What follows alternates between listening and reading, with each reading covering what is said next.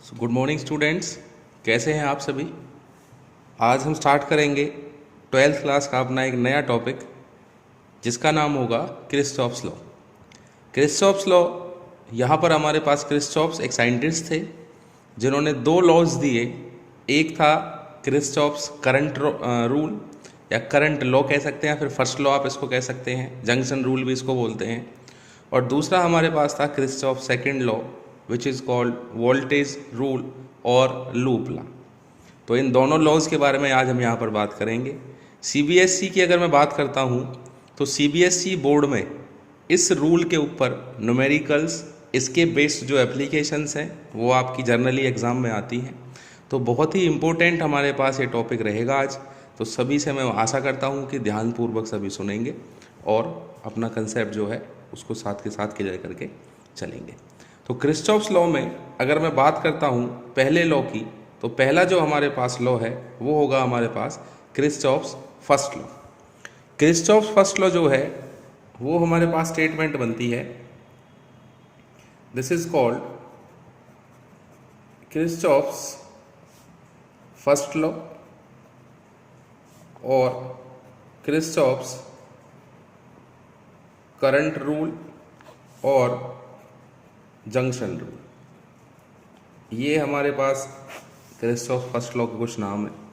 अब अगर मैं बात करूं कि Christoph first law, current rule या फिर जंक्शन रूल हमारे पास क्या है, तो उसको समझने के लिए मैं यहाँ पर एक बहुत बेसिक कंडीशन लेके चलता हूँ।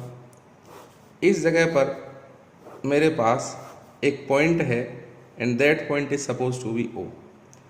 इस पॉइंट पर मैं क्या देखता हूँ कि कुछ करंट्स जो हैं वो इस पॉइंट की तरफ आ रहे हैं और कुछ करंट्स जो हैं वो इस पॉइंट से जा रहे हैं अवे।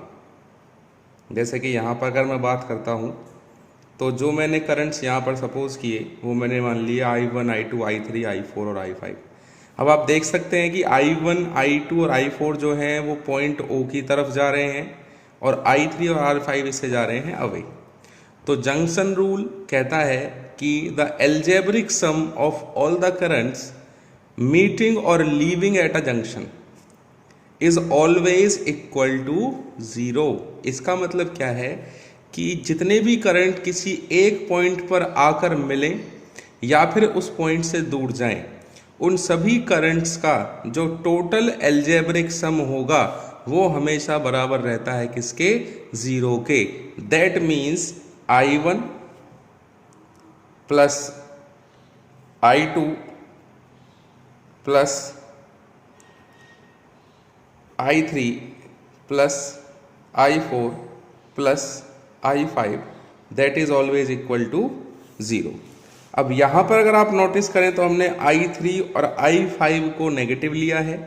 I1, I2 और I1, I2 और I5 जो हमारे पास है, I4 जो हमारे पास है, I1, I2 और I4 इनको हमने लिया है पॉजिटिव। अब इसका जो हमारे पास साइन कन्वेंशन है वो क्या होता है कि जो करंट लीविंग द जंक्शन, जो करंट जंक्शन से दूर जा रहे हैं वो कैसे लिए जाते हैं? नेगेटिव। और जो करंट जंक्शन की तरफ जा रहे हैं, करंट अप्रोचिंग द जंक्शन, वो लिए जाएंगे हमेशा पॉजिटिव। तो यहाँ पर आप देख सकते हैं कि जो I3 और I5 हैं वो जंक्शन से दूर जा रहे हैं और I1, I2 और I4 जंक्शन की तरफ जा रहे हैं। इसलिए मैंने I1, I2 और I4 को लिया पॉजिटिव, I3 और I5 को मैंने लिया है negative. So this is called the KCL, Christoph current rule, first rule या फिर जंक्शन रूल। जंक्शन रूल के नाम से ज़्यादा इसको हम जानते हैं। तो क्या है फर्स्ट रूल कि जितने भी करंट हैं, चाहे 1, 2, 3, 4, 100, 1000, 10,000 कितने भी करंट हों, उन सभी करंट का जो एल्जेब्रिक सम है जो कि किसी एक पर्टिकुलर पॉइंट की तरफ आ रहे हैं या फिर उस पॉइंट से दूर जा रहे हैं, उन सभी का जो टोटल सम हमारे पास होगा that is always equal to zero. And sign convention क्या कहता है कि जो करंट जंक्शन से दूर जाएंगे वो लेंगे नेगेटिव और जो जंक्शन की तरफ जाएंगे उनको लेंगे हम positive. This is called Kirchhoff's first law और क्रिस्टॉफ्स करंट रूल और जंक्शन रूल। इंपॉर्टेंट रूल हमारे पास है। इसके बाद अब हम बात करेंगे इसके सेकंड रूल की।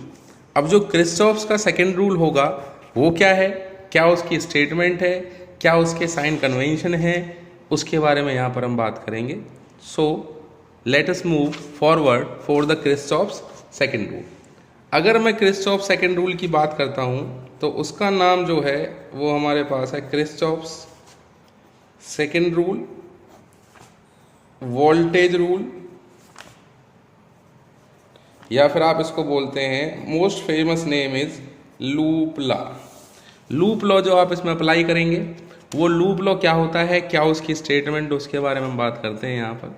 तो लूप लॉ की स्टेटमेंट कहती है कि in a circuit contain cell और battery and resistors the total sum या फिर the total change in voltage is always equal to zero. किसी भी सर्किट में जिसमें आपके रेजिस्टेंस लगे हुए हैं, बैटरी लगी हुई है या फिर सेल लगे हुए हैं, उस सर्किट के किसी भी लूप में जो net change in potential difference होगा, नेट चेंज इन वोल्टेज होगी, वो हमेशा किसके बराबर रहेगी, जीरो के। This is called Kirchhoff second rule, voltage rule और लूप लॉ। क्या मतलब है, मैं सपोज करता हूं कि यहां पर मेरे पास कोई एक सिंपल में सर्किट ले लेता हूं। इस तरीके से मैंने एक सर्किट मान लिया, यहां पर ये सर्किट है हमारे पास एक, इस तरीके से मैंने कोई सिंपली एक सर्किट यहाँ पर सपोज कर लिया है, जिस सर्किट में हमारे पास दो बैटरीज हैं, दो सेल हैं, एक का ईएमएफ E1 है, एक का ईएमएफ कितना है E2। ये रेजिस्टेंस R1, ये रेजिस्टेंस R2, ये रेजिस्टेंस R3, रेजिस्टेंस कितना है हमारे पास R4। कुछ भी नाम दे लिए सर्किट को, A B C D E और F, ये हमारे पास सर्किट है। अब किस तरीके से यहाँ पर आप वोल्टेज रूल और लूप लॉ को या फिर सेकंड रूल को अप्लाई करेंगे।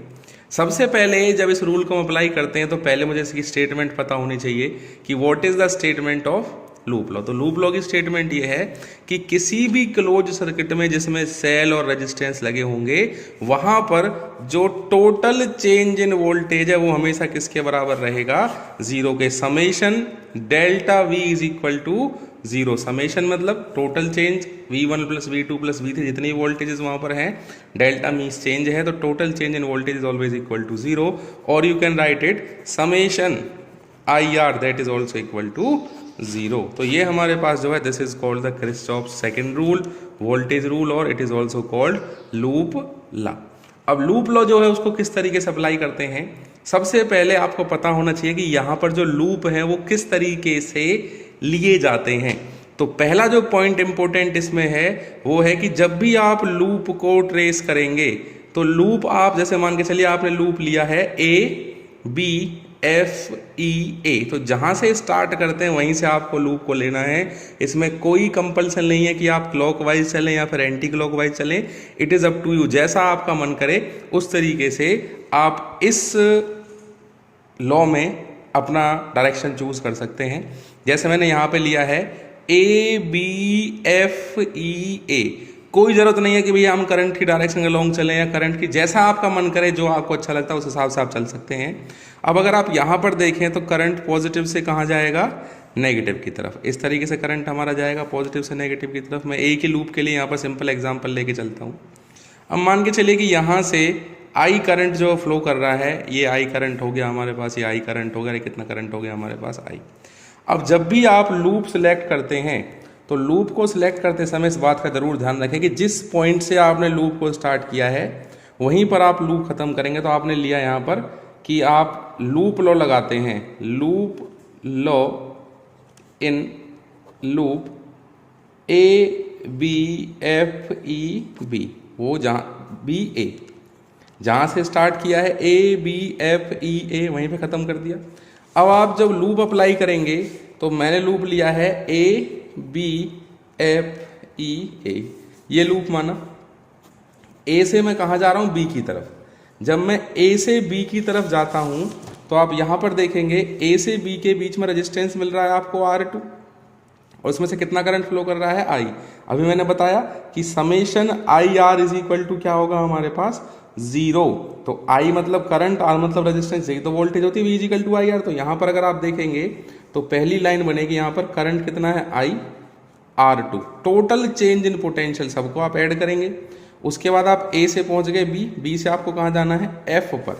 जब आप B से F आते हैं तो रेजिस्टेंस कितना मिलता है बीच में R3। जिस डायरेक्शन में आप चल रहे हैं